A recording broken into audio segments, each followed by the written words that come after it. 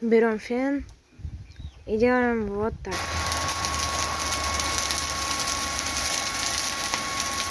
Только обязательно под присмотром родителей.